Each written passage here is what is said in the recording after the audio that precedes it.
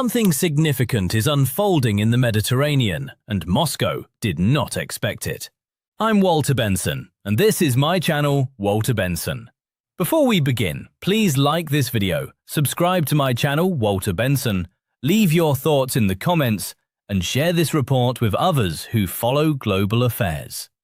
Russia's shadow fleet has spent years moving oil and gas under false flags, hidden ownership, and quiet routes, helping keep the Kremlin funded while sanctions were supposed to squeeze it. Now Ukraine appears to be striking back far from its own shores.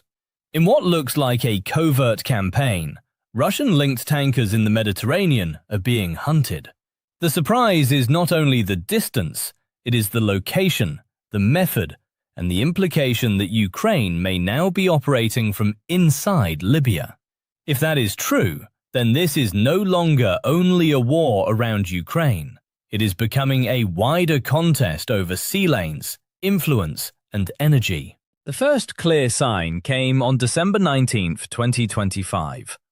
On that day, a Russian shadow fleet tanker called the Kendil, sailing under an Omani flag, was struck in international waters between Malta and Greece.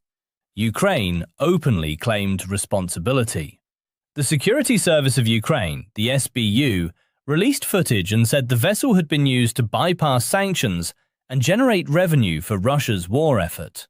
Kyiv framed the strike as lawful under the logic of war, arguing that a ship carrying money for the invasion had become a legitimate target.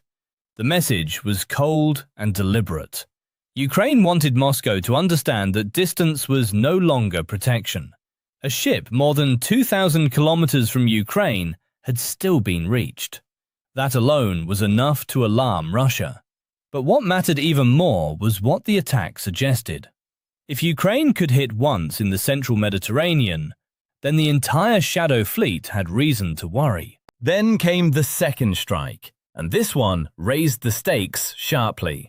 Another shadow fleet vessel, the LNG carrier Arctic Metagaz, was hit in the Mediterranean while carrying 60,000 tons of Russian liquefied natural gas. Unlike the Kendil, this ship was not empty. That difference changed everything. European concern rose immediately, especially over the environmental risk if the vessel sank or ruptured. The ship was reportedly heading toward Port Said in Egypt when it was struck. After the incident, Maltese authorities evacuated the crew as the damaged tanker drifted without control toward Libya. A towing attempt followed, but the cable snapped and the ship drifted back out to sea. Even now, it remains a symbol of the danger surrounding this campaign. Ukraine did not publicly confirm that strike, but in Moscow, suspicion hardened fast. The Kremlin saw a pattern. Someone was reaching Russian energy assets in waters that should have been far beyond Kyiv's immediate reach. That led to the obvious question: how were Ukrainian drones getting there at all? Russia's answer was blunt. They were not coming from Ukraine, they were being launched with help from Libya. The Kremlin said the attack on the Arctic Metagaz had been carried out using uncrewed sea drones deployed from the Libyan coast.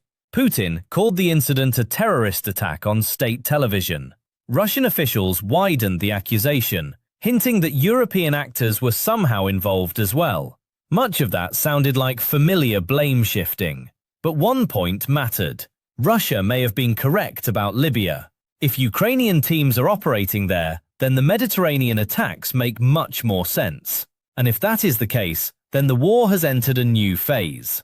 Ukraine would not just be defending its own territory, it would be projecting force into North Africa to strike Russia's sanctions evasion network. That is a major escalation, and Moscow knows it. Reports from Radio France Internationale push the story much further.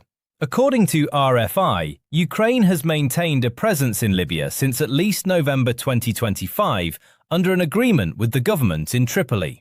Two Libyan sources told the outlet that more than 200 Ukrainian military experts and officers are deployed across 3 locations. One of those sites is the Air Force Academy in Misrata. That base is especially sensitive because it also hosts Italian and Turkish personnel, along with a British intelligence presence and the United States Africa Command. Even if no one is openly coordinating operations, the setting alone is enough to unsettle Russia. A Ukrainian presence in such an environment creates opportunities for intelligence exchange, planning, and surveillance that Moscow cannot easily measure.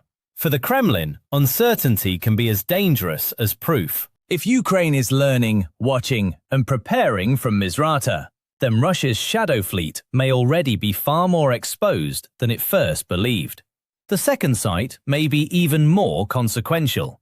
RFI says Ukrainian personnel are also stationed near Zawiya, north of Tripoli, at a location equipped for launching both aerial and naval drones. That detail begins to connect the pieces. Intelligence gathered elsewhere could be fed to operators positioned much closer to Russian shipping lanes. From there, drones with limited range no longer need to cross the whole Mediterranean. They only need to reach selected targets moving within striking distance of Libya's coast. A third coastal facility is also reportedly being developed. Antenna systems and runway infrastructure have been added, suggesting a broader surveillance and launch network is taking shape. Ukraine has said little, and much remains unconfirmed, but the pattern is hard to ignore. These do not look like symbolic outposts. They look like nodes in a forward operating architecture. And if that interpretation is correct, Russia is now facing a threat to its maritime lifeline from territory where it once hoped to expand its own influence. The technical details reinforce that conclusion. Reports have suggested the drone used against the Arctic Metagaz carried roughly 300 kilograms of explosives and had a range of around 800 kilometers. That is serious capability, but still nowhere near enough to reach the central Mediterranean from Ukrainian territory. It strongly implies launch points much closer to the target. Analysts have pointed to two possible Ukrainian systems. One is the SBU's Sea Baby. The other is the Magura drone linked to Ukrainian military intelligence. Either platform would fit the broader logic of Ukraine's maritime campaign, which has already pushed Russia back in the Black Sea. What changes here is geography. A drone launched from Libya transforms the Mediterranean into contested space for the Shadow Fleet. That is not just a tactical issue, it is economic warfare. If Russia's disguised tankers can no longer move safely through these routes, then one of the Kremlin's most valuable methods of earning hard currency comes under direct pressure. And that pressure matters because the Shadow Fleet is not a side story. It is central to Russia's endurance under sanctions. Estimates have placed the value of this network at between $87 and $100 billion a year. These ships often operate under foreign flags, obscure ownership structures, and aging hulls. Their purpose is simple: keep Russian oil and gas moving, keep revenue flowing, and keep the war machine supplied with cash. If Libya now serves as a launch zone against them, then large parts of the Mediterranean become riskier for Russian-linked transport. Buyers in Africa become harder to reach. Routes become longer. Costs rise. Wear on old tankers increases. Exposure to inspections, sanctions enforcement, and sabotage grows. This is how a hidden maritime system begins to fray. Ukraine may not need to sink every ship. It only needs to make the fleet unreliable, expensive, and vulnerable. That alone could squeeze one of Moscow's last dependable financial arteries. But the deeper story is not only about ships. It is about Libya itself. Libya is not a stable ally standing firmly behind one side. It is a divided state shaped by rival governments, militias, foreign sponsors, and long-running internal struggle. Russia has spent years building influence there. The Wagner network supported Khalifa Haftar and his Libyan National Army, which has challenged the internationally recognized government in Tripoli. Even before the war in Ukraine, Moscow saw Libya as a strategic opening into Africa, energy markets, and the Mediterranean. If a Russian-backed strongman gained full control, the Kremlin could gain access, leverage, and possibly bases. Now the official government in Tripoli appears to be turning toward Ukraine instead. That means Libya is no longer just another arena of Russian influence.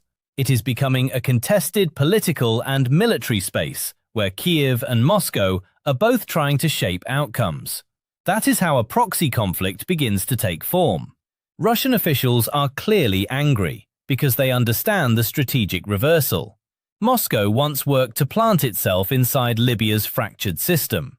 Now it sees Ukraine doing something similar, but with more precision and better timing. Russian foreign ministry statements have warned that Ukraine is turning the Mediterranean into a new zone of conflict. They have spoken about special units, support vessels, and maritime drones ready to strike. Russia also complains about violations of international law, even while defending a sanctions evasion fleet built to finance war. The contradiction is obvious. What truly troubles the Kremlin is that the tables may be turning. Libya offers access not just to the sea, but to Africa, migration routes, energy corridors, and pressure points against Europe. Whoever builds influence there gains leverage far beyond Libyan territory. Ukraine seems to understand that, and if it can deny Russia comfort in Libya while attacking shadow shipping offshore, then Moscow loses both money and strategic depth at the same time. That is why analysts now talk about a grey zone conflict forming on Arab territory. Libya's oil and gas infrastructure could become more exposed if rivalry sharpens. Migration routes through Libya could again be manipulated for political pressure against Europe.